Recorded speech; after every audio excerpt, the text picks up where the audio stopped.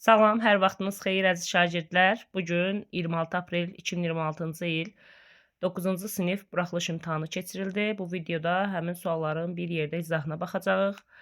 Əvvəlcə sizdən xahişim videoların davamlı olması üçün mütləq səhifəyə abunə olun və videonu like edin. Gəlin başlayaq 5-ci sualdan. 5-ci sualda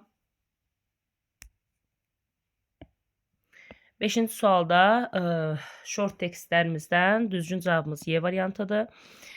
Çünki Y variantında deyir kitabxana bir neçə gün işləməyəcək. Bizdə də short tekstdə məlumat verir ki, işini 5-ci gün dayandıracaq və işinə 1-ci gün səhər başlayacaq. Bu da o deməkdir ki, 3 gün işləməyəcək və bizdən düzgün variant istədiyinə görə təbii ki, cavab olur Y variantı. 6-cı sualda demək düzgün cavabımız A variantıdır.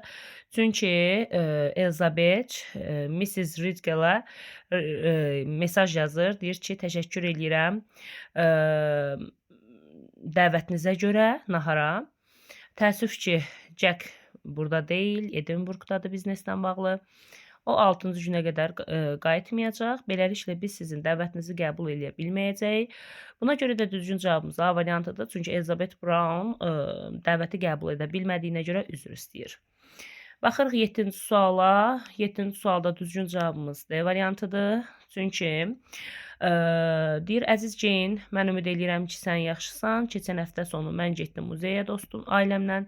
Hava günəşli idi, Parka getdik, oradan piknik elədik, oyunlar oynadıq və s. Bu deməkdir ki, Oscar Jane-ə həftə sonunu necə keçirdiyini təsvir edir.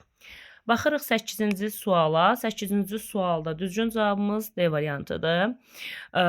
Çünki D variantında deyir ki, məruzələrin saçlı yaratıqla bağlı sayı artdı.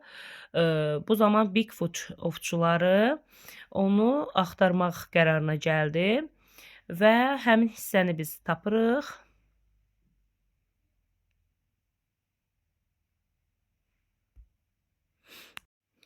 Həmin hissə mətnimizdə 3-cü paraqrafda verilib.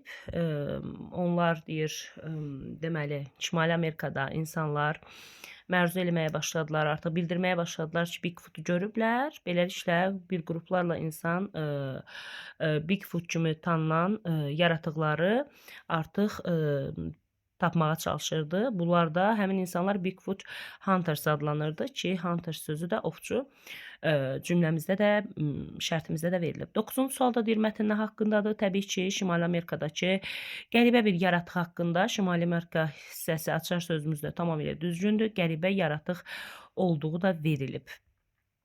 Baxırıq 10-cu suala. 10-cu sualda bizdən səhv variantı istəyir. Təbii ki, düzgün cavabımız C variantıdır. Burada deyir ki, müzakirələr artıq bitib. Xeyr, ən sonuncu cümləmizdə göstərir ki, hələ də uzun müddət davam eləyəcək. Keçirik 11-ci suala. 11-ci sualda düzgün cavabımız D variantıdır. Videoda tüklü yaratıqları çəkiblər. Bu sualımız belədir. 2 insan Şimali Amerikada necə sübut eləməyə çalışdılar Bigfoot-u gördüklərini? Bu hissə mətnimizdə bu hissədə verilib. 1967-ci ildə 2 kişi iddia elədi ki, onlar Bigfoot-u görüblər, filmini çəkdilər və orada da Harry Creature tüklü yaratığın meşədə gəzdiyi görünürdü. Ona görə də düzgün cavabımız olur D variantı. 12-ci sualda məndən düzgünü istəyir. Düzgün cavabımız təbii ki 2-4-dür. Bir South Amerikaya görə səhvdir. Çünki South Amerika yox, North Amerikada idi.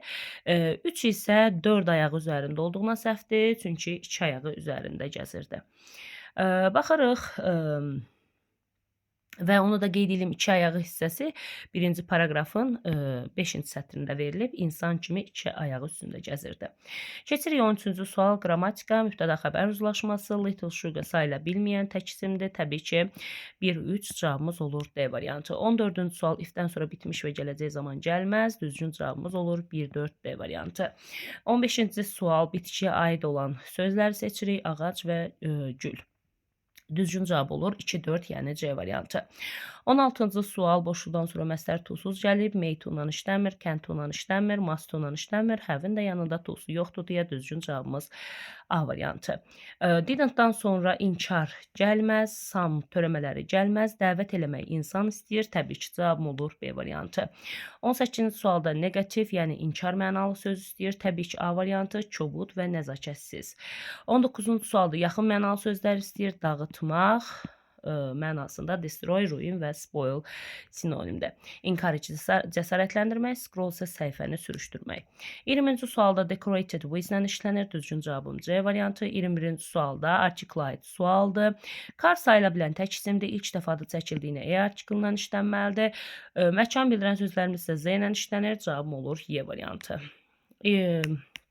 22-ci sual. Definitionlara aid olan sual istəyir. Attack hücum eləmək. Təbii ki, burada birdə olacaq B variantı. Döyüşməyə başlamaq, kimisə incitmək. 2-də olacaq C variantı. Çünki improve təkmilləşdirməkdir. Bir şeyi əvvəlkindən daha yaxşı eləmək tamamilə düzdür.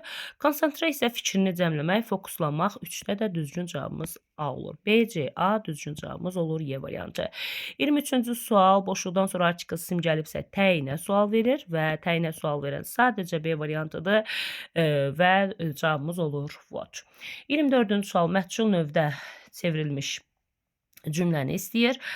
Burada tamamlığımız monthly payments'dır. Monthly payments mübtəda funksiyasına gəlir və burada iki tamamlığımız var deyə həm monthly payments, həm də bank sözü mübtədaya gələ bilər. Amma qətiyyən mübtədamız olduğu kimi saxlanıla bilməz deyə biri çıxırıq və payments cəmdədir.